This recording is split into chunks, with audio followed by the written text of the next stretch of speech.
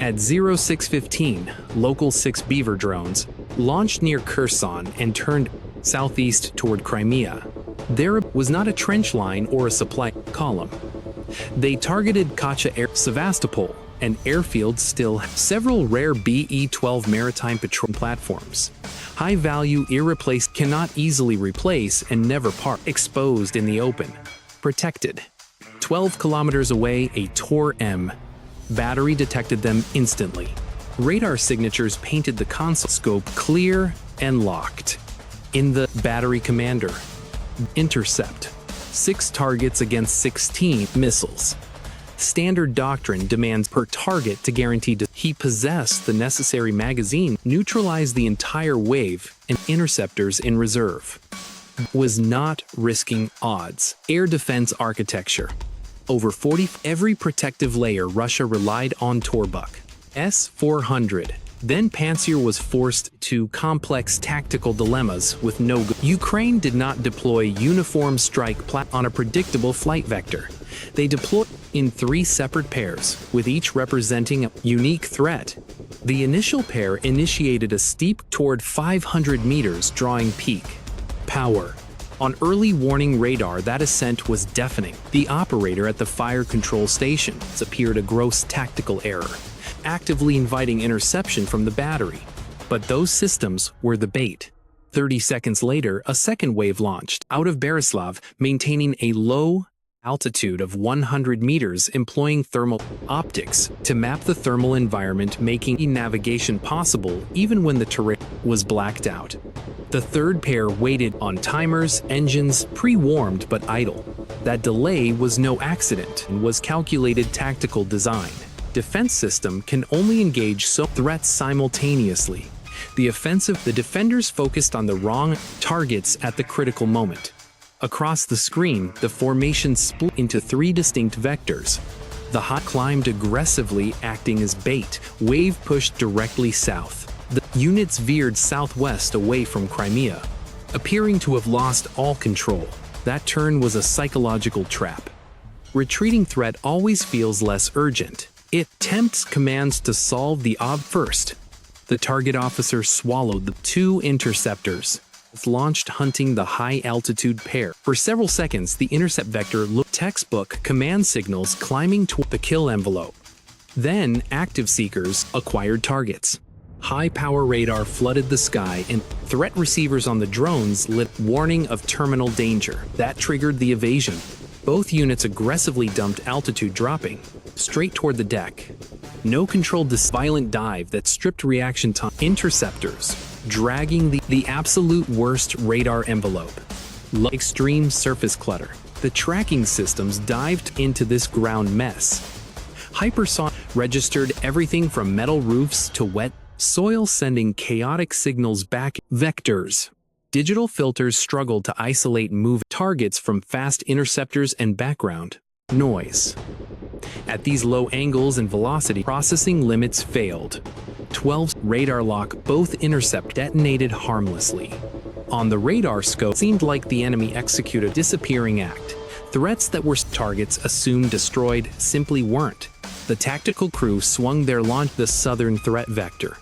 Tactical trap snapped shut. That sub disappeared. They had not vanished. They had merely exploited a radar southwest, a shallow valley dead zone 3 kilometers from the battery's position. Ukrainian command analyzed terrain maps until they found a seam only 400 meters wide at ground level. Fly too high, radar locks. Fly too low, and obstacles become deadly impact hazards.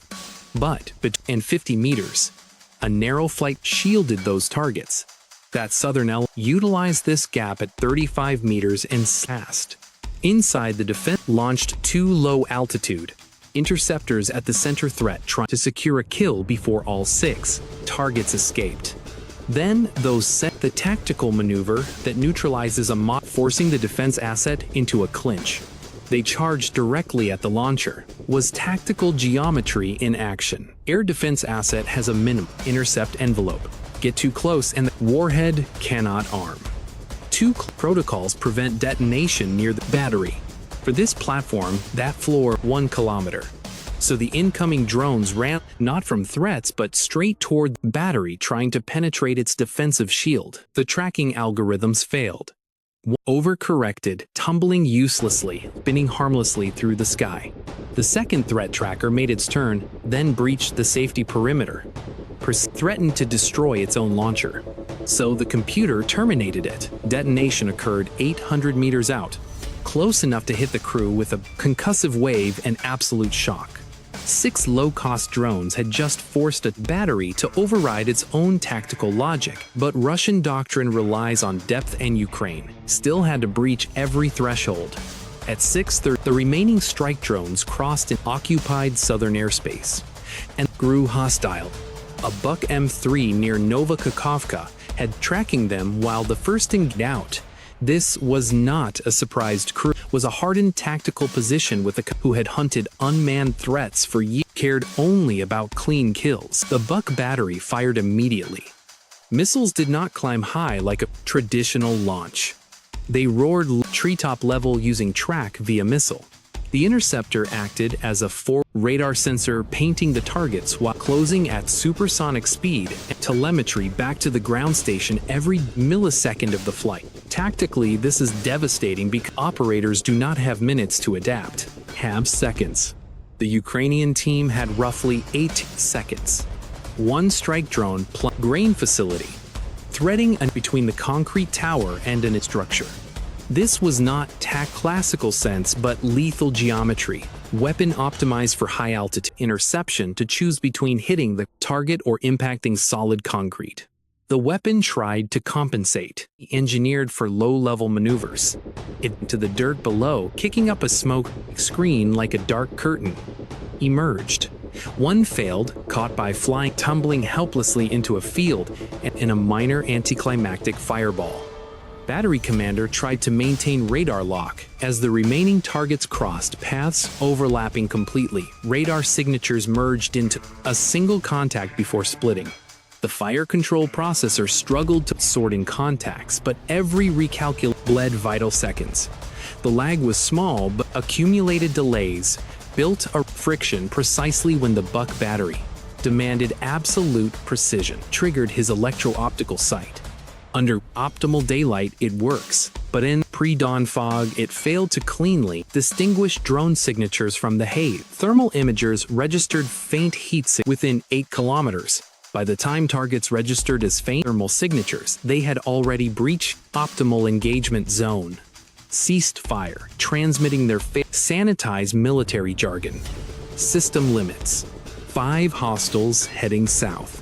But hardest tactical truth for command, south was merely an intermediate waypoint. Their final objective, at 6:50, they entered the S-400's airspace.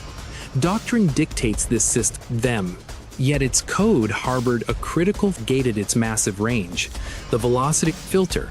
It discards objects below 100 kilometers per hour to filter birds. 3 Beavers slowed to kilometers per hour. To the S-400, they became noise. Contacts flickered, vanished, and again. Never solid enough to trigger engagement. The air defense operator watched struggling to part detected.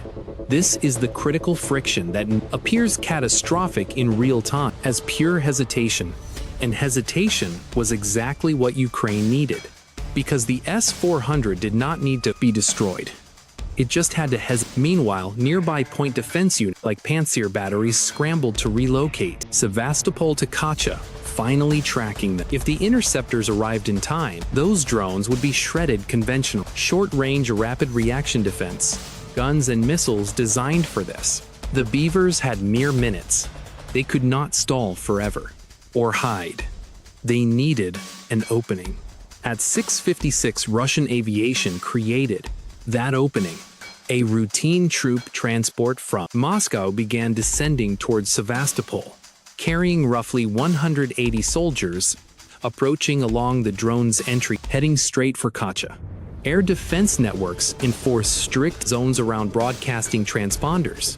This prevents catastrophic fire and fatal misidentification incidents that cannot be explained away. The Beavers shadowed the slipping right into its radar shadow. Any defensive launch risked violating safety parameters, yet kept enough separation. For 8 critical, the drones wore a procedural shield. The defense commander demanded a diversion, but air traffic control refused to reroute a landing without authorization. The transport pilots flew their checklist, completely blind to the threat. They were now a tactical shield, and the biggest headache for defense. By the time yelling turned to tactical action on the net, the Beavers cleared the engagement zone. They dove toward Kacha at the final defensive layer arrived late, far too late. At 7:01, a Pantsir zone arrived. The crew scrambled to deploy stable while the radar scanned the sky. Already searching. Doctrine mandates minutes of setup time, leveling calibration warm-up, time they lacked. 90 seconds remaining. Skip the jacks. I commanded we will fire from the wheels. Firing from tires meant precision. Our platform would heavy recoil, making tracking difficult. Guidance systems to lock, but 60% capability beat total tactical defeat. Our radar painted 3 incoming threats approaching northeast, tracking at 8,400 meters high and descending. Our first missile launched instantly veered wide. It's scrambled by the shaking chassis. It self-destructed after 800-meter useless flight. Our tracked cleanly, scoring a hard shredding 2 Beaver drones out of the sky single pass. Then our autocannons over. Twin 30mm guns tracers into the dawn. These systems are engineered to build a lead no enemy aircraft can penetrate. The Beavers did not penetrate, they skirted around shifting angles, altering altitude, denying our tactical systems a stable track while the vehicle rocked under continuous recoil. 2 minutes of sustained fire roughly. 800 rounds expended, 0 hits. Then the surviving Beaver rolled into its terminal dive. On thermal sensors, a parked BE-12 sat exposed. The plunged at 40 degrees, clocking 210. And the warhead did exactly what it was designed to do: focus. A shaped charge jet, aluminum hull ruptured fuel tanks and tore into a parked maintenance vehicle with aviation fuel that no one had cleared. The tarmac erupted. 1.2 seconds later, another Beaver struck an MI helicopter, breaching our adjacent ammunition depot instead. For the next 30 seconds, 12.7mm ammunition crackling violently, spraying shrapnel and projectiles across in a deadly arc. These cook-offs struck the Pantsir. Shredded its radar array effectively, blinding the platform while it struggled to acquire the last threat. The final drone circled once camera, stable, recording the tactical failure before diving directly into the second warplane. The target dissolved into flame and smoke. Kacha's high-value maritime asset ruined. The helicopter zone was chaotic.